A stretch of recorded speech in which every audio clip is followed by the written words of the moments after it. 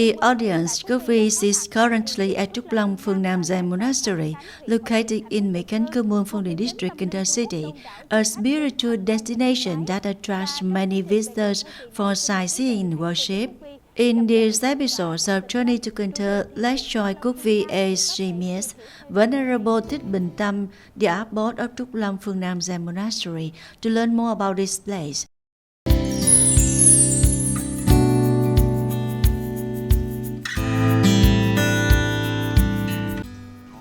There's a saying in folklore, the temple's roof shelters the soul of the nation, an eternal way of life from our ancestors. This means that in the past, when a temple was built, the land on which it stood was the king's land, the village temple, and the Buddha scenery. Thus, Buddhism in Vietnam has been established on our land for over 2,000 years, symbolized by the image of the temple. Therefore, the temple's roof shelters the soul of the nation. The eternal way of life from our ancestors refers to the belief that every village must have a temple where people can come to worship and practice, which establishes a moral tradition guiding the villagers toward virtuous living. Through those verses, I feel that the Zen monastery is a deeply meaningful and important place for people in their spiritual lives. It provides a peaceful haven for the soul. When I had the chance to visit and worship at Trúc Lâm Phương Nam Zen Monastery, I was impressed by the grandeur of the main gate. A Zen monastery always embodies vastness to create tranquility for spiritual practice. The gate typically has the words compassion, joy, equanimity, meaning that when you come here, you express compassion and let go of all worries. I noticed that there are two figures at the gate, the dragon deity and the Dharma protector. The dragon deity and Dharma protector safeguard the Dharma and the temple, ensuring peace and growth. After visiting the Tam Wang, the triple gate, let's head into the main hall. Please follow me. Yes.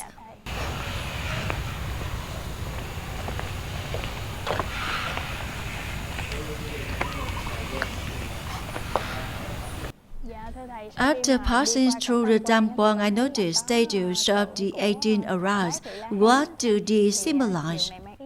In many temples, after entering the Tam Wang, you find statues of the 18 arhats, who were disciples of the Buddha. These individuals achieved the highest level of spiritual attainment, known as the arhatship, and are revered as saintly monks. The images of these figures in Buddhist temples inspire visitors to cultivate virtuous intentions.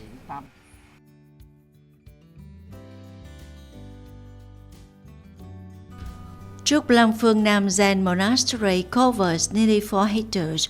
It was inaugurated and opened on May 17, 2014. It includes 25 structures with 5 main ones: the Tam Wang Gate, the main hall, the ancestral hall, the bell tower, and the drum tower. All the materials, including around 1,000 cubic meters of African ironwood, were constructed in the architectural style of the Trần dynasty.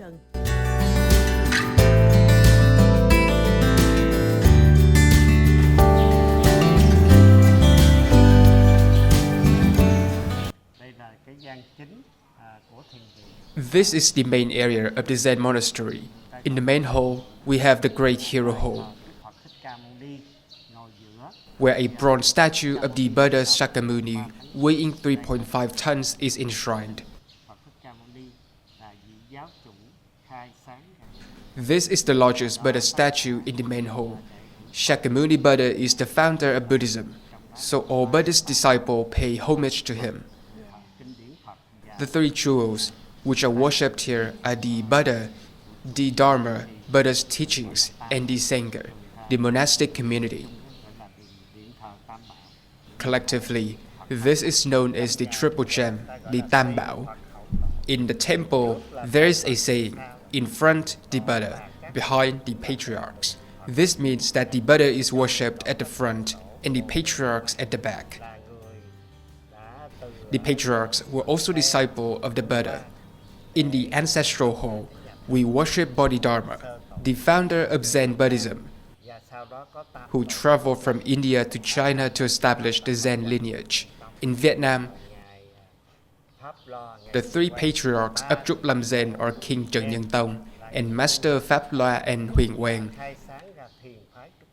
These three attained spiritual enlightenment and founded the Trúc Lâm Zen lineage.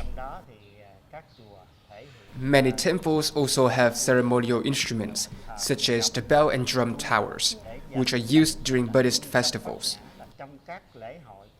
The prajna bell and drum are rung to signal the beginning of rituals, calling people together for worship. This monastery has been recognized as a green, clean and beautiful site by the Ministry of Natural Resources and Environment. In the past, many trees were planted here, and there are facilities for waste treatment. Through what you have said, I can see that this place is indeed blessed with favorable conditions, both natural and spiritual, making it an ideal setting for people to come and cultivate their minds. It offers a peaceful, spacious environment for reflection. I also noticed some smaller shrines. Who are they dedicated to? Those are shrines for Maitreya Buddha and Avalokiteshvara Bodhisattva. These are familiar figures to Vietnamese people. When people visit, they see the smiling Buddha, symbolizing joy. Avalokiteshvara Bodhisattva represents compassion, saving those who suffer. Those who are in distress can come and chant his name to pray for relief. How many major ceremonies does the monastery hold each year, and how are they organized? The main festivals include Lunar New Year, when many people visit the temple, followed by the full moon festival in the first lunar month, which is the Thượng Nguyên festival. Then there is the Vesak festival, celebrating the Buddha's birth, in the fourth lunar month. Next, there's the Vu Lan festival in the seventh lunar month, and the Hạ Nguyên festival in the 10th lunar month. At the end of the year, we celebrate the Buddha's enlightenment on the 8th day of the 12th lunar month. These are the major events held regularly. Thank you, Venerable, for taking the time to talk with me today. Though it wasn't a long conversation, I've learned a lot about Trúc Lâm Phương Nam Zen Monastery. I wish you good health and happiness. Thank you.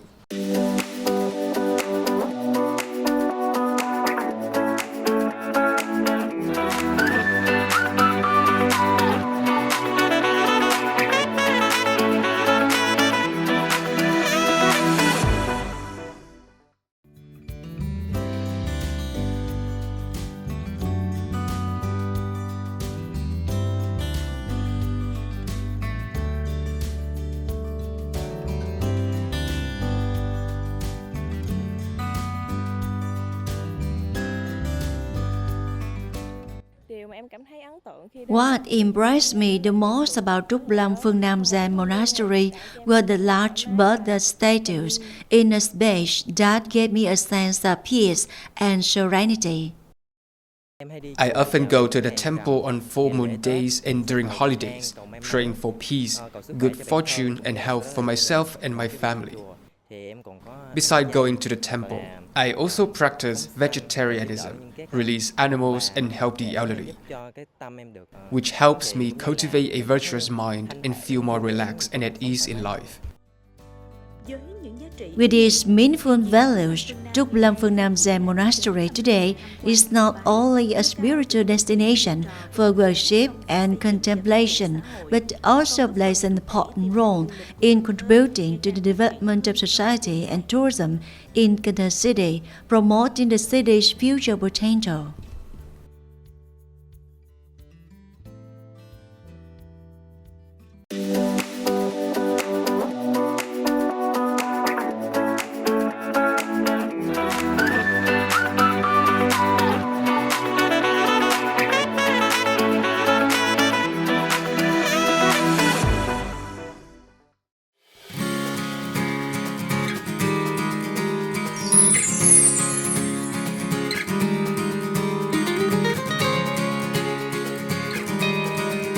Blessed by nature, Phong Điền suburban district, Cần Thơ City, is known by tourists as a land of gardens and buckling fruit trees, in which Phong Điền star apple is very delicious, with many types: Lorraine, purple and burr star apples.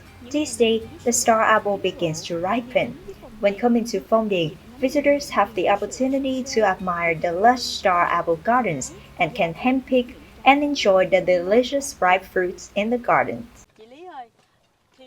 Miss Lee, coming back to the garden is so airy, and riding a bicycle around the garden is interesting. That's right, Ngọc. The air is very cool in the garden. As I observed, the star apple tree trunks here are very large. I think these star apple trees must be more than 10 years old. You guessed correctly. Most of the star apple trees at Chương Ecological Garden are 30 to 40 years old. Like that. Now please take a tour around the garden. Chương Ecological Garden covers an area of about 2 hectares, planted with many star apple trees, mostly Lorraine star apple. Currently, Chương Ecological Garden is in the star apple season. Visiting the fruit garden here, when buying entrance tickets, visitors will enjoy folk dishes. After enjoying folk dishes, visitors can go to the garden to visit and enjoy fruits here at a price of 60,000 Vietnam đồng one person a ticket. I saw the star apple swinging within my reach. Visitors who come in are sure to enjoy it. Very fruitful. You can read for these fruits. There are delicious fruits on high. How to pick them? The owner of the garden will assign staff to assist visitors with fruit picking tools. Visitors wishing to buy it as a gift can make it upright at the garden, then weigh it and bring it back. The price of star apples varies accordingly from type to type. How do I know if star apple fruits are ripe? Let me and you see and distinguish ripe and unripe fruits. Before us, there is a bunch of star apples. This is a star apple, it is ripe. I saw that the skin of the star apple was glossy. That's right, unripe star apples will be green like this. The fruits are also small. When ripe, the star apple fruits will be round, glossy and yellow like this. These are ripe fruits. Depending on the preferences of visitors, if they like star apple with a deep sweetness, enjoy the fruits we talked about earlier. And if they like to enjoy freshly ripe star apples when eaten with a lighter crunch and sweetness, this is a freshly ripe fruit. See now, these fruits also have glossy skin but have not turned yellow much. When eaten, they will be crispier and slightly sweet. However, freshly typed star apples produce more latex. Now let me pick one for Ngọc to enjoy. Here please enjoy ripe star apple fruit in the garden to see what is different from the ones we buy in the market. Look, I like it. What's the best way to eat star apple fruits? There is a trick to enjoy star apple fruits. It is to make the star apple fruits sweeter, more fragrant, and with less latex. Then before eating, you rub the fruits like this for softness. Then the milk inside secretes more, sweeter, and has the characteristic aroma of the star apples. Ngọc gives it a try. It looks delicious, Miss Lee. The skin of the star apple fruit is thin, but the flesh is very thick. That's right. Typically, perennial star apple trees will produce fruits with thinner skins and thicker flesh. Let's enjoy it. Okay, please. You see, after rubbing, the milk in the star apple fruit is released, bringing the characteristic smell of the fruit and the sweeter taste. How do you feel? I find that the star apple fruit has a very delicious and fragrant sweet taste. Especially eating in the garden will have more freshness. That's right. When picked directly on the tree, the star apple fruits will be fresher and even more interesting. Yes, it feels relaxing and comfortable.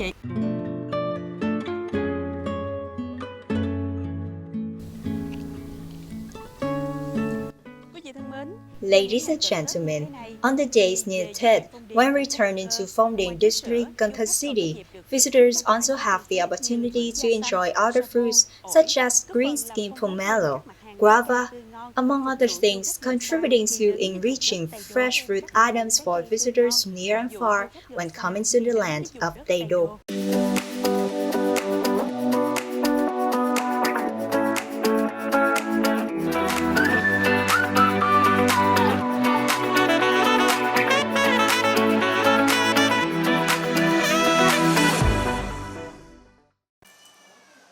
Currently, his handicraft weaving establishment in Phú Thuận area, Tân Phú Ward, Karang District is providing jobs for 15 locals and young union members with an income ranging from 1.5 to 4 million dong per person per month. This positive initial result is due to his efforts in learning and economic development. I visited a friend's house in Đồng Tháp and saw that they had a handicraft weaving model. I found it easy to do, so I stayed there for about a week to learn it, and I got the hang of it. After mastering the craft, Mr. Chương contacted an agent to get materials to weave handicrafts at home. Initially, he made about 150 products, and when the agent saw the durability and beauty of his work, they trusted him with more orders. He managed sources materials from Ho Chi Minh City and processes them for agents who export their products abroad.